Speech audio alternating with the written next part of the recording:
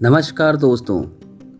क्या आप जानते हैं कि एक इंसान को अपनी लाइफ में सक्सेस होने के लिए कितना समय लगता है?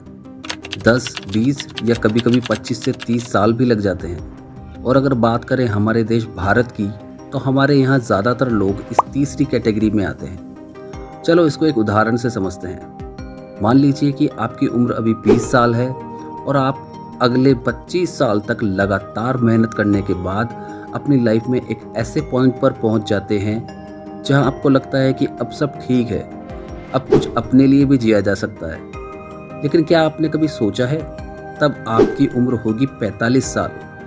जीवन के इस पड़ाव पर क्या आपको वो सब कुछ कर पाएंगे जो आप करना चाहते हैं?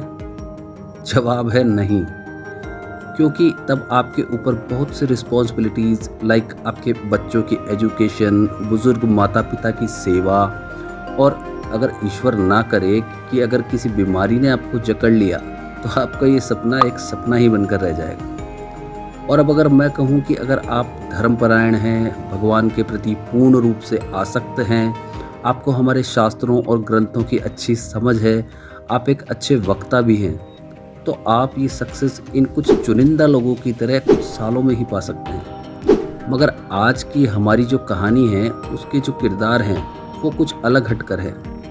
उन्होंने अपने सहज व्यक्तित्व, सौम्य भाषा और तर्कसंगत उपायों से अपने अनुयायियों के मन में बहुत ही कम समय में एक कभी न मिटने वाली छवि बना ली है। जी हाँ, मैं बात कर रहा हूँ परम पूज्य श्री परमानंद जी महाराज उर्फ पीले बाबा की, जिन्होंने अपना सारा जीवन हरि जाप और पर सेवा में समर्पित कर दिया है।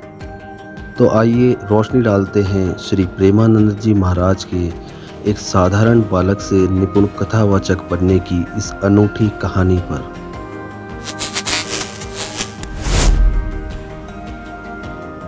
श्री प्रेमानंद जी महाराज का जन्म एक अत्यंत पवित्र और सात्विक ब्राह्मण परिवार में सन 1963 में अखरी गांव के सरसोल ब्लॉक के कानपुर यूपी उत्तर प्रदेश में हुआ था। उनके बचपन का नाम अनिरुद्ध पांडे था। उनके दादा एक सन्यासी थे, जिसके कारण आप समझ सकते हैं कि निश्चित ही उनके घर का वातावरण अत्यंत भक्तिमय, शांत और आध्यात्मिक रहा होगा। उनके पिता श्री शंभू पांडे एक भले और आस्तिक व्यक्ति थे। उनकी माता का नाम श्रीमती रमा देवी था। वह भी साधु संतों का बहुत सम्मान करती थी और अत्यंत ही धार्मिक महिला थी। प्रेमानंद जी के माता पिता दोनों ही नियमित रूप से संतों की सेवा और विभिन्न धार्मिक कार्यों में लगे रहते थे। उनके बड़े भाई ने श्रीमद् भागवतम के श्लोक जनमानस को सुनाकर परिवार की आध्यात्मिक आभा को पहले ही एक अच्छे स्थान पर पहुंचा दिया था। इस पवित्र घरेलू वातावरण ने निस्संदेह ही उनके भीतर छुपी आध्यात्मिक लौ को तीव्र कर दिया था। फलस्वरूप महाराज जी ने बहुत कम उम्र में ही विभिन्न प्रार्थनाएं और धार्मिक ग्रंथों और चालीसाओं का पाठ करना शुरू कर दिया था। जब वे 5वीं कक्षा में थे, तब उन्होंने गीता प्रकाशन श्री सुख सागर का पढ़ना शुरू किया।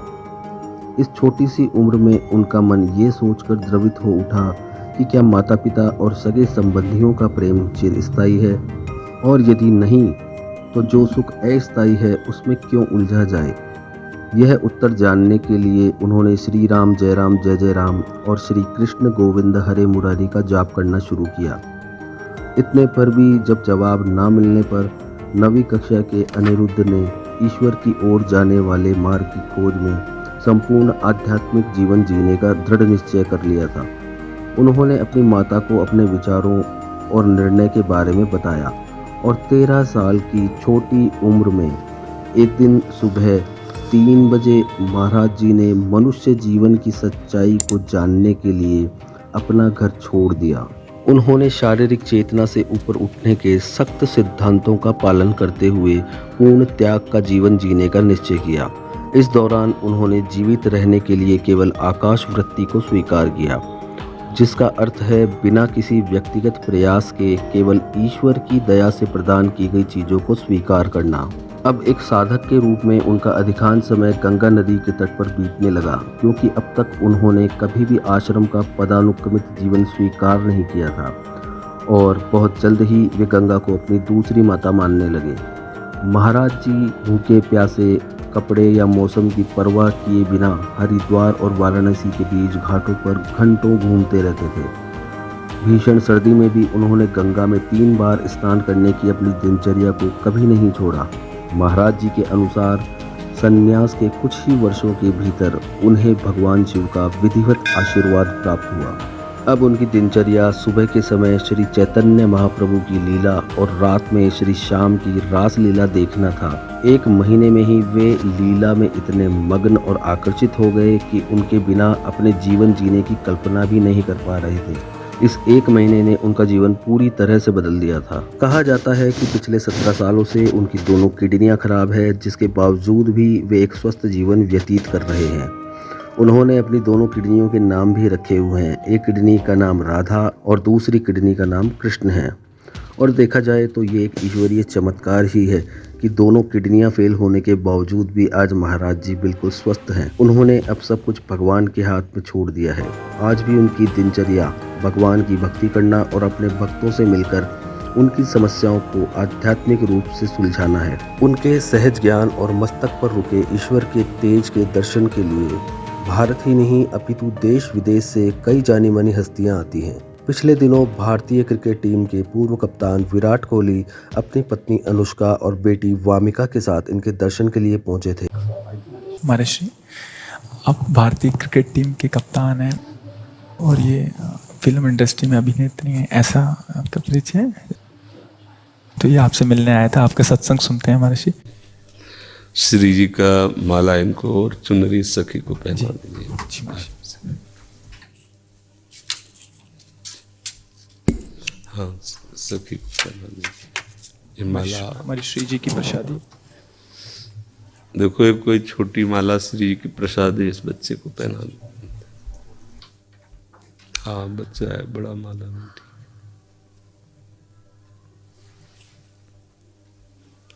हम भगवान के अंश हैं, उनके बच्चे, हम कुछ भी कर सकते हैं। आप ये बात सब लोग बैठा लीजिए, कोई आकाश से पैदा नहीं होता, सब उसी जीव स्वरूप से आते हैं, ईश्वर के अंश। सब कुछ कर सकते हो। जब नारायण नर बन सकता है तो नर नारायण बनने में कोई संशय नहीं। आप चलो तो, पर आप भजन न करो, विषय सेवन करो तो बात अलग हो जाएगी। इसलिए सब नाम जप करो, गंदे आचरण मत करो, जिससे दूसरों का अहित और दुख होता है ऐसी ना बात करो, ना ऐसी चेष्टा करो। भगवान कृपा करेंगे, आप सदैव सुखी रहोगे, आनंदित रहोगे।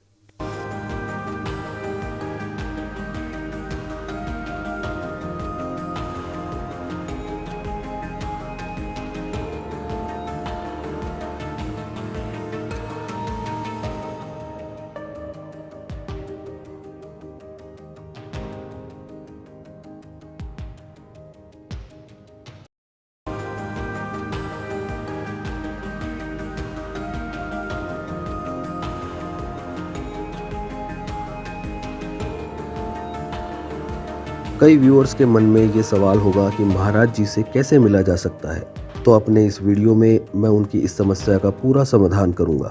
श्री प्रेमानंद जी महाराज वृंदावन में श्री कृष्णा शरणम सोसाइटी में रहते हैं, जहां से प्रतिदिन सुबह 2 बजे महाराज जी अपने आश्रम श्री हित राधा केली कुंज की ओर प्रस्थान करते हैं। अगर आप सिर्फ महाराज जी के दर्शन करना चाहते हैं तो इनके निवास से आश्रम की ओर जाने वाले रास्ते पर कर सकते हैं।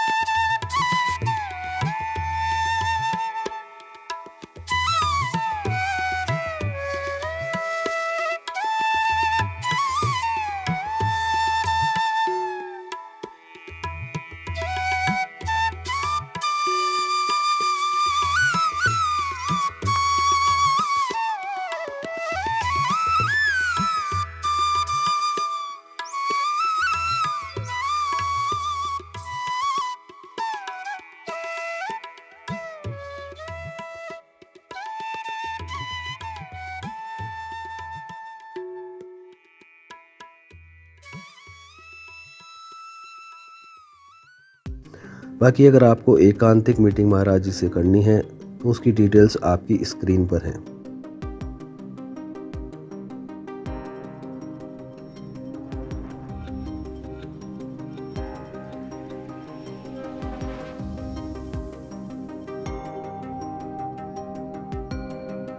दोस्तों वीडियो अगर अच्छी लगी हो तो चैनल को लाइक, सब्सक्राइब और शेयर ज़रूर करें और कमेंट में मुझे बताएं कि अगला वीडियो आप किस टॉपिक पर देखना चाहते हैं। अगर आप मेरे इस चैनल पर पहली बार आए हैं तो ये वीडियो ज़रूर देखें, जिससे आपको पता लगेगा कि सिंगापुर इतने कम समय में इतना विकसित देश कैसे बना। अब मैं चलता हूँ दोस्तों, मिलते हैं नेक्स्ट वीक मेरे नए वीडियो के साथ। तब तक के लिए खुश रहें, स्वस्थ रहें और अपने आसपास सफाई का ज़रूर रखें ध्यान। जय हिंद, जय भारत।